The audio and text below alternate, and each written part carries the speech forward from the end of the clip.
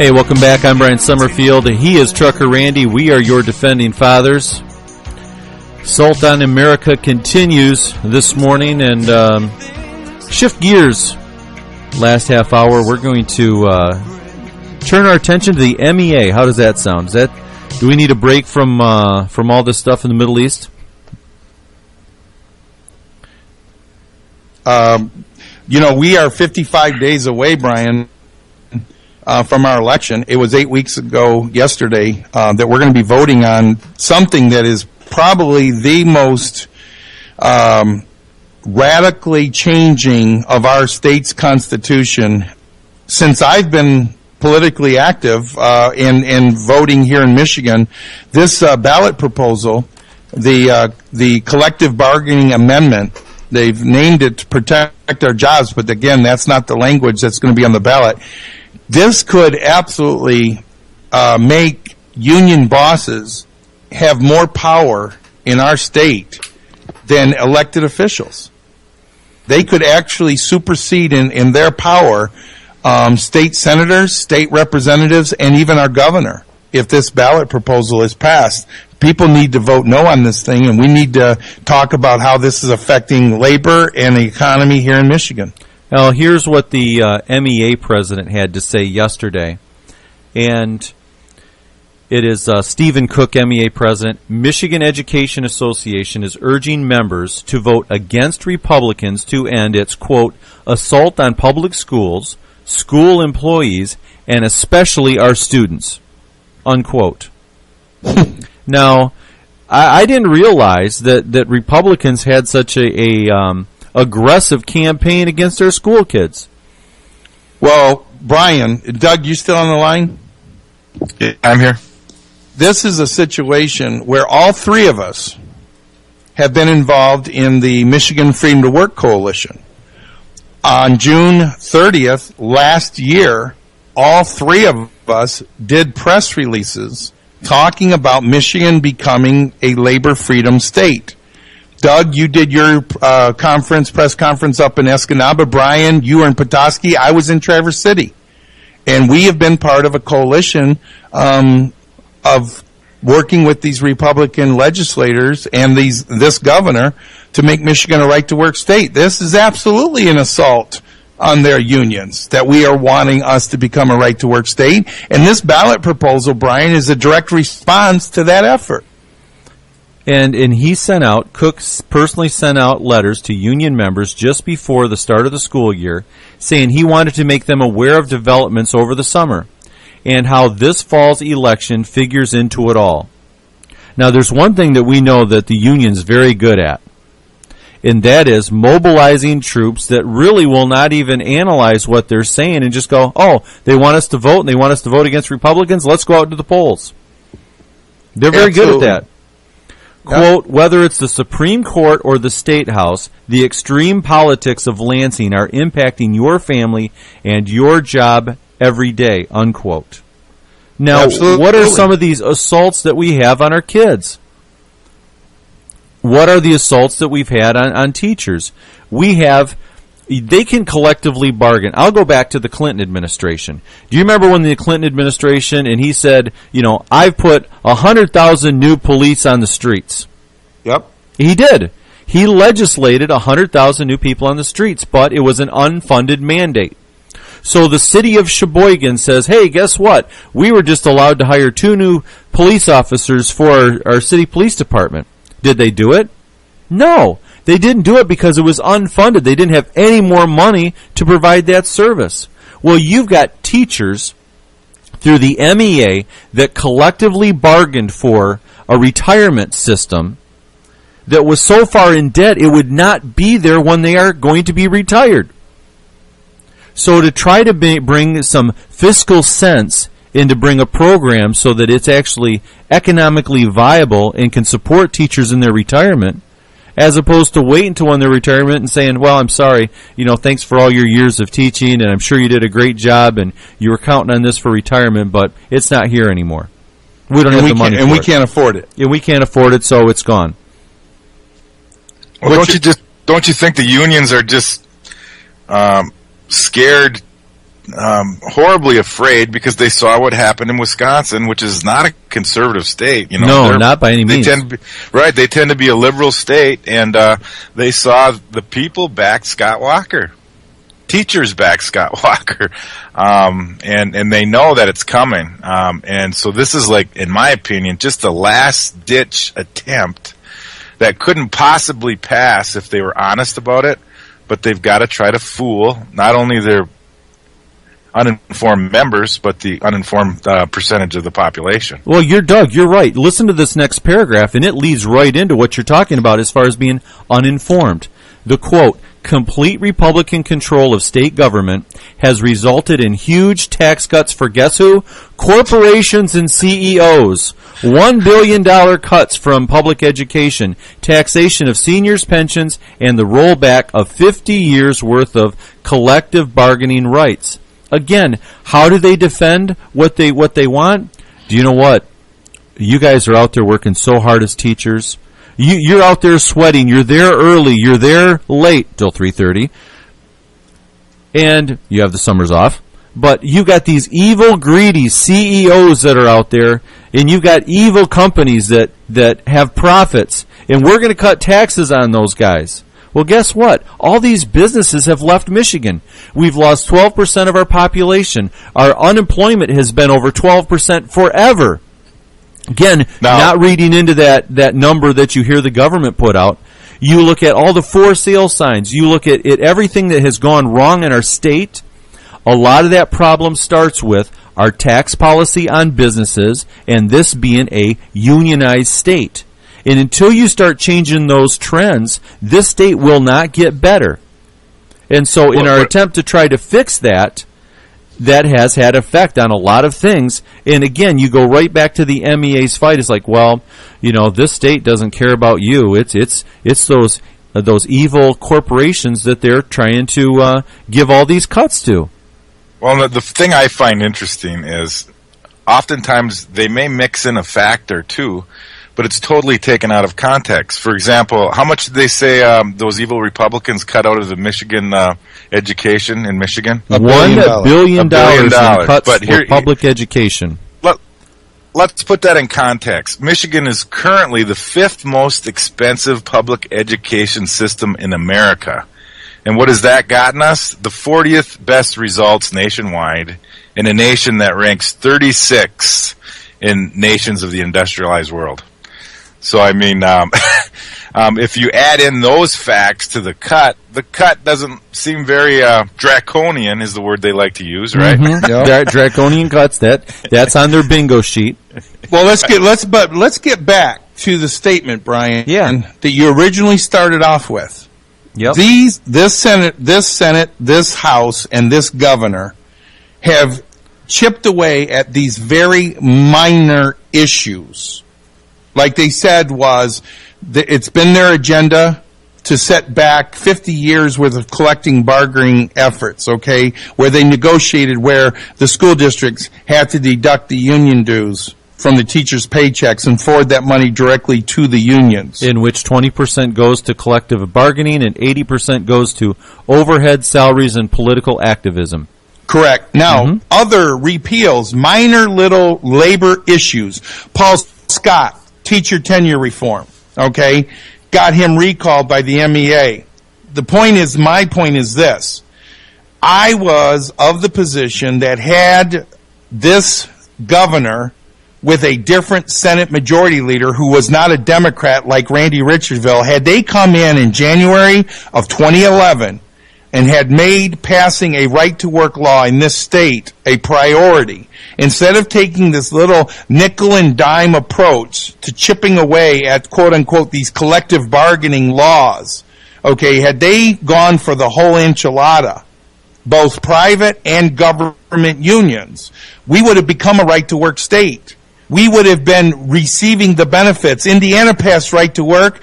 Mitch Daniels, within the first 30 days of passing that law, received over 427 corporate relocation requests for corporations wanting to quote what they would be willing to do if they chose to relocate to Indiana. We could have been taking advantage of all that for a year now, going on a year and a half, where we would have had businesses coming to Michigan, bringing those jobs back to this state. The unions would not have had this amendment on the ballot. They would have had to go with repealing the law that this governor and these senators and these state representatives should have had the stones to pass, and they chose to go down this road. Now we're having to educate the public to defend this ballot amendment. This is the problem with leadership in this state, and now we're forced to deal with it.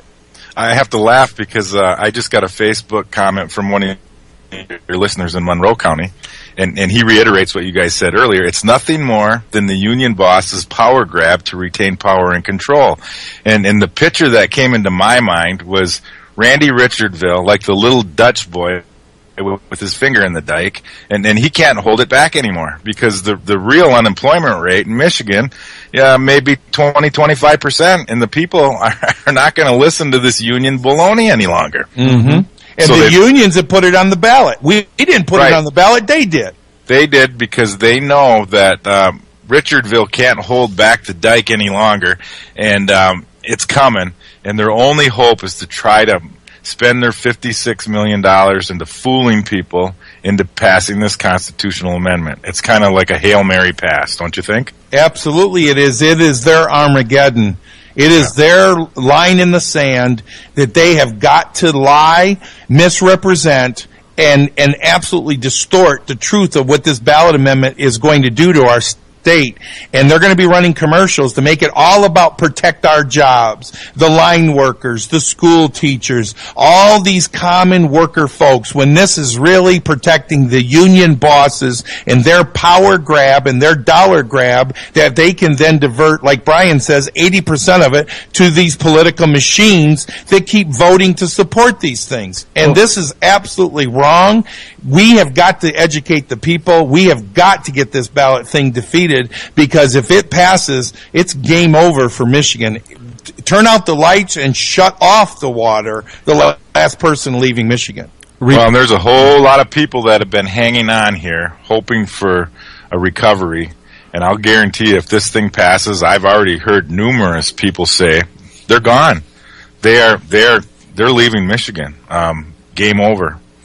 Republicans have argued that pension reforms were needed because the state faced a $45 billion unfunded liability, a figure that has nearly doubled since 2007 and was expected to keep on growing. So, again, you look at the out-of-control spending that at the federal government level, the states cannot print money, and you start looking at unfunded liabilities. At what point in time, if you have unfunded liabilities continue to grow, what's that going to do to your budget?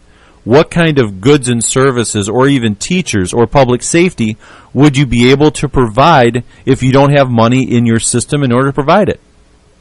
I mean, this was a very responsible act in an area which did not keep up with what was happening in Michigan. Exactly. And go ahead, think about this. We all did our press releases like you guys talked about earlier, June 30th of 2011. And imagine if the bill would have been introduced right after the 4th of July, Independence Day, and signed into law Labor Day. We would have had a full year of being a right-to-work state. There's no way it would ever be defeated at the ballot to repeal it, because of the fact that people would see that it doesn't do anything that the unions say it would do. What it does is continue to give people the freedom to choose to join a labor union, and it brings jobs to the state. Now it's almost like I can envision Richardville in the meetings with the unions. Stall. Then we'll do this constitutional amendment. Wouldn't surprise me if he was right in on the talks with the unions. Oh, I think you can say that. There's one person that has kept this from being a right-to-work state. One person only in the last 2 years, and that's Randy Richardville. And that's why for over a year now I've been calling for Republicans to replace him as the Senate Majority Leader. He has done more damage to Republicans than anybody in the state of Michigan right now. Right. And instead of, what do you need, 14 senators to step up and do that? 14 out of 26 would be a majority. Right. So that's all you need. And they just won't do it. Instead, the these same senators that should be doing that are telling people to lay off exposing Randy Richardville and his record. And circling the wagons to protect him, to come to his defense. Right, because people who are exposing Randy Richardville are making their job harder because the caucus is spending all their time trying to figure out how to defend the attacks on Randy Richardville. And that's the difference between the establishment and the Tea Party. Tea Party demands accountability. Republicans circle the wagons. Right. Throw his butt out if you want to unite the party. That's right. Throw Richardville out, just like they've done in Minnesota when there was infidelity with their female Senate Majority Leader. And I mean, even Democrats throw people to the curb when they do the types of things Richardville has done. Oh, yeah, it's tough. Yeah, Anthony Weiner, Governor Spitzer. I mean, on and on and on. But our Republican senators in the state of Michigan are protecting this dirtbag when he's not really even a Republican. It's discouraging, to say the least. Here, we'll go on and I'll finish up this article because here's really what we're facing in the state. Last quote from him. This fall, we're asking you to help turn Lansing upside down by voting from the bottom of the ballot up. Everything on the November 6th ballot is critical, from voting yes on collective bargaining to electing fair-minded judges to the Supreme Court to electing friends of public education to the State House, our statewide education boards, and the U.S. Congress, and winning new terms for Senator Stabenow and President Obama. They realize just as well that we've been talking about for a long time that this is a bottom-up election. There are things that are going to affect you in your daily lives that's on the bottom of that ballot, especially that nonpartisan ballot, that everybody better be fully educated on. And we cannot have people going into that polling booth. And again, it's going to take them 20 minutes to vote because of all the things that are on the ballot. But when they get in there, they better know exactly what they're voting for. And we can't have people going in there just flopping down votes, not knowing what they're voting on, because that could have a tremendous impact of the direction of this state. And you talk about economic viability. You know, what would happen to this state? You know, think about the worst from the bottom up if the unions get out to vote better than we get out to vote. And you look at turning over emergency manager laws, turning over the everything that our legislature's done the last 2 years for teachers in what unions would be able to do. I mean, you talk about setting up union shop. You might as well move the governor right over and put a chair right beside him with a union boss, because that's exactly what's going to be going on in this state. Do you think the unions will have slate cards for their members and for their members to pass out? Oh, they have for years. They have for years. Right. I was given one of those slate cards while working the line at Dodge Truck in Warren, Michigan. I had a 300-pound black union steward hand me one of those slate cards and told me exactly how I was going to vote in an August primary in 1976. They do it. They've been doing it, and they will do it. Believe you me, it will happen this year. Right, and they don't just hand it and say, well, here's an organization who's picked these as liberal left-wing votes. He told me to my face, you will vote for these people and these issues, or I will come back and break both of your kneecaps. Oh, and by the way, you get to vote while you're on the clock, so you get paid to do it. So. Yep, exactly. And he came back after the election, got right up in my face and said, did you vote for those people I told you to? And I just flat out lied right through my face and prayed to God he couldn't tell I was lying. And he believed me and left my kneecaps intact. Those people don't mess around when it comes to this. What Brian just said, from the bottom up, they're going after the Supreme Court. They're going after these ballot initiatives, repealing the emergency financial managers law. They are going after everything. This is their entire enchilada, and they are doing it on this November ballot, and they will get out the vote. They will have a slate card, and it will be circulated, guaranteed, paid by union dues. Will print those things up. Well, and the thing of it is we are going to need to do the same thing. People on our side, we can't just do it at the convention.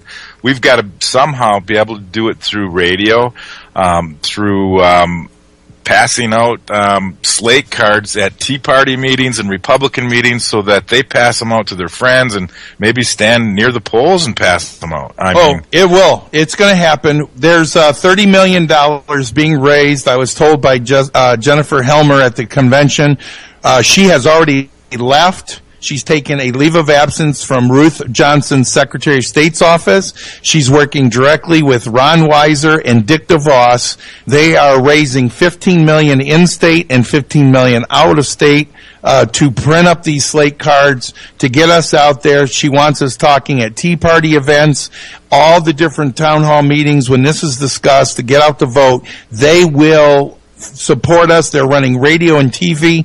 This is going to be a hugely fought battle. And Doug, your number's not correct. It's not 56 million. It's 100 million. The unions have pledged $100 million will be spent in Michigan on this campaign to get this collective bargaining amendment passed. And they're going to try to counter it with roughly a third of that. It's 3-1 usually is what you got to spend to defeat these guys. Let me just, we're almost out of time. I just want to remind the listeners of Randy Richardville's public statements following Scott Walker's recall victory in Wisconsin.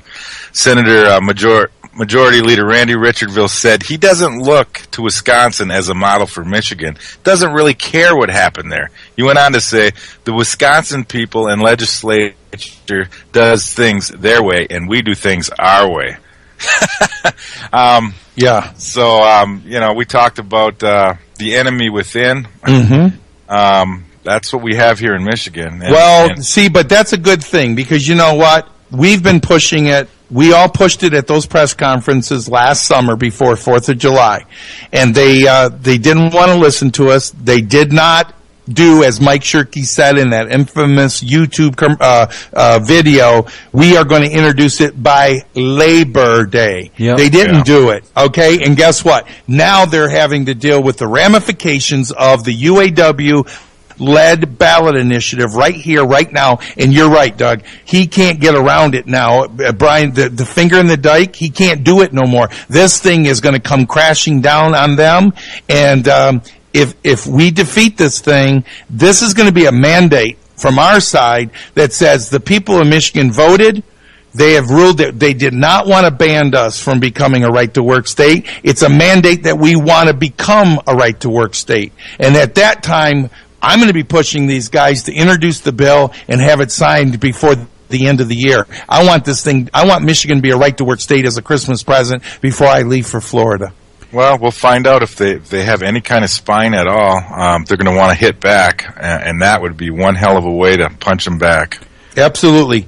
I had Howard Walker, my senator, tell me to my face, "Oh, come on, Randy, that would be too much like rubbing salt in the wound." You dang right it is. That'll help keep it from bleeding. Yeah, exactly. I'm going to try to cauterize that wound and stop the bleeding for this state and for the people of Michigan and companies that need to come back here and bring the jobs so people can get back to work so we can afford to keep our houses. Well, Howard still wants to box. He doesn't realize that it's MMA cage matches now. Well, exactly. If you take a look at just the pure numbers, Newt Gingrich does a good job of this, saying, what are things that everybody can agree on, and let's work on what we can agree on.